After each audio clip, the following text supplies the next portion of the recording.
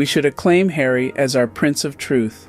Let's face it, the battle in the UK between Prince Harry, the royal family, and the tabloid press has everything a good Shakespeare play or an unredacted Grimm's fairy tale might.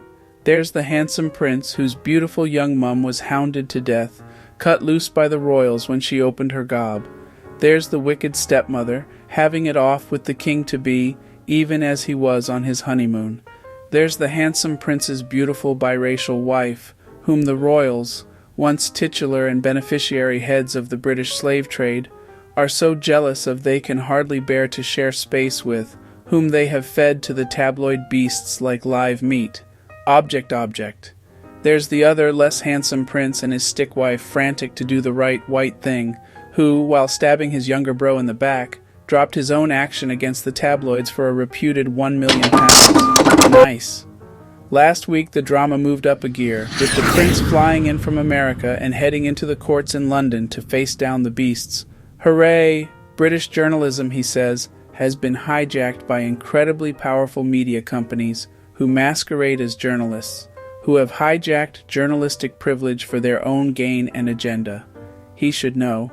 Having hunted his mum for years, the tabloids turned their sights on him, blaring out every teenage stumble.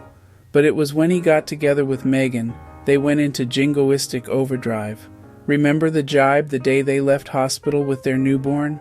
When a comic at the BBC posted an image of a chimpanzee holding hands with a well-dressed couple with the tagline, "Royal baby leaves hospital?"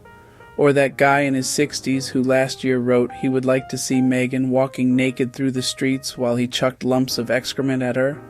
Or when they said she was causing famine by eating avocados? Or that the book she put together with survivors of the Grenfell Tower tragedy was done by terrorists? After months of vitriol, with no support, rather the opposite, Harry and his missus very sensibly left. Americans listened to what had happened to them in astonishment and horror. Object. The dumbing down of journalism, of once famous Fleet Street, began with Rupert Murdoch's arrival in 1969. Since then, newspaper after newspaper has fallen into billionaires' clutches. Billionaires who now control over 80% of British media, who don't live in England, don't pay taxes in England, are feared by everyone and accountable to no one. They make their billions from stories that stoke people's most primitive fears, sowing hatred, lies, racism, misogyny. Info, gathered by any means. Accusations of phone hacking, using private investigators, blackmail, bribing friends and family to obtain private information on celebrities, politicians, actors, bubbled away until 2019, when the prince, fearing for his and his young wife's sanity, threw down the gauntlet. "You bastards made my mum's life unlivable. Now you are trying to do the same to my wife and I. I'll see you in court." In truth, Harry's mission is incredibly important.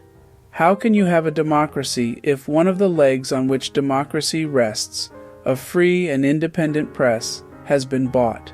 How can you claim your country is okay if a vicious tabloid press is an attack dog for right-wing billionaires?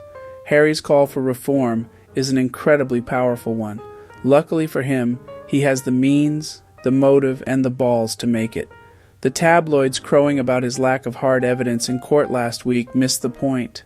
The next generation who've grown up with their eyes forcibly opened by the destruction wrought on their future, on the future of the planet with unstable jobs, no prospect of owning their own homes, soaring costs of everything, are on Harry's side, and Meghan's side, on the side of decency and truth.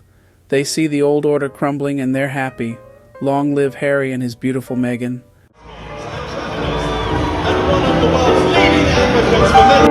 Together, they are the founders of Archetypes.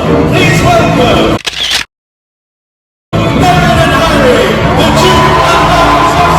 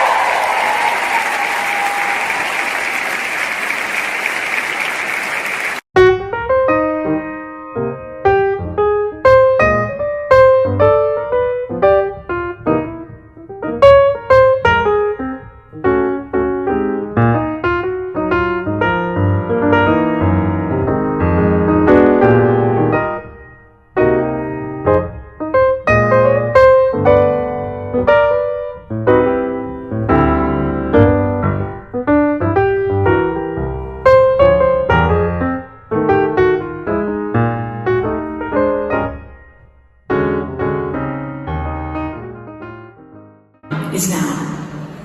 The important work can't wait for tomorrow.